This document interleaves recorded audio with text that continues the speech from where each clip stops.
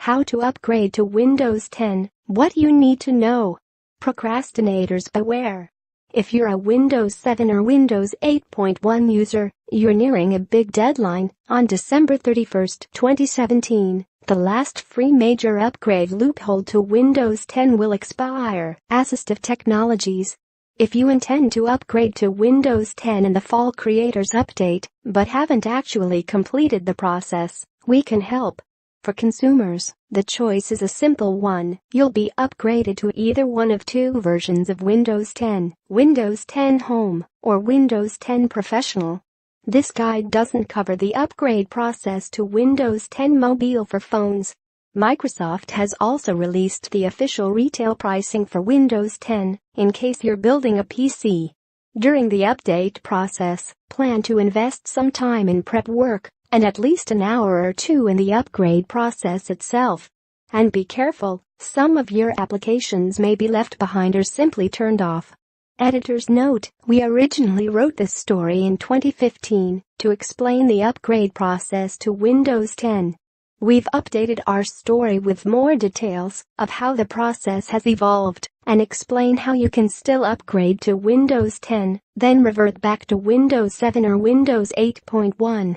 Your time is running out, however. Aside from one major component of some versions of Windows 7, the transition between the earlier versions of Microsoft's operating system and the new Windows 10 should be relatively painless. Basically, if you own a Pro version of Windows, you'll migrate to the Professional version of Windows 10. Otherwise, expect to receive a copy of Windows 10 Home.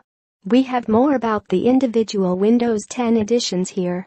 Be aware, though, that on August 2nd, you'll also receive the major anniversary update to Windows 10.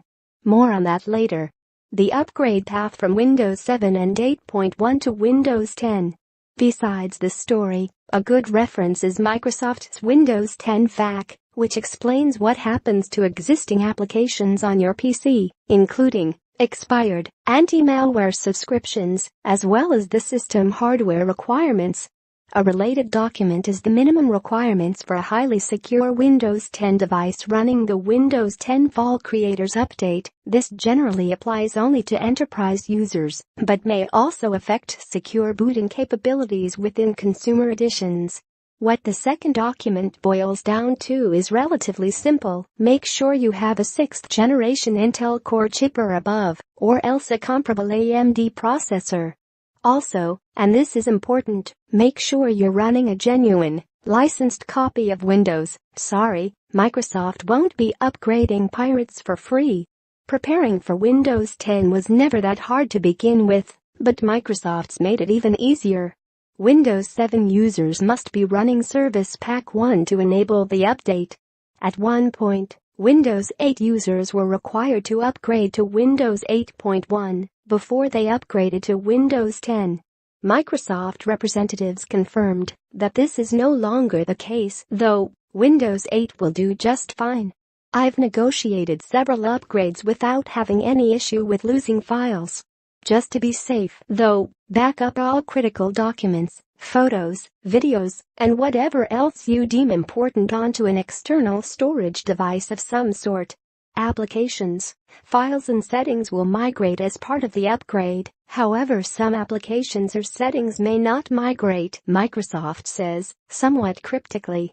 If you've done that, then you're ready to begin. Look for the tiny Windows icon down in the lower right corner of your taskbar and click it to launch the Windows 10 reservation app, also referred to as Get Windows 10 or GWX. You're probably pretty familiar with it anyway, as that's the app that's been continually reminding you to download Windows 10. Here are the system requirements for Windows 10 and what your options are if your PC doesn't meet them. The Get Windows app will, as of July 2016, feature a large countdown clock. Microsoft also warns that even if your PC seemingly meets those specifications, it might not be upgraded.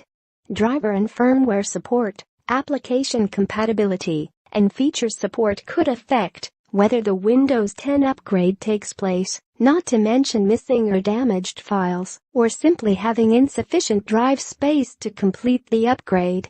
Use the Check My PC function within the reservation app to find out whether your computer has been qualified to run Windows 10. Just to double check, I completed the upgrade on my last home PC, and I captured it on video in 2 parts. Here's the first. Microsoft advises that the initial Windows 10 download will be about 3 GB in size. I found that on a 75 megabits per second home broadband connection, that took a bit more than 20 minutes. Because the PC I was upgrading contained a regular old hard drive, however, it was the installation that took forever, about 35 minutes just for the preparation.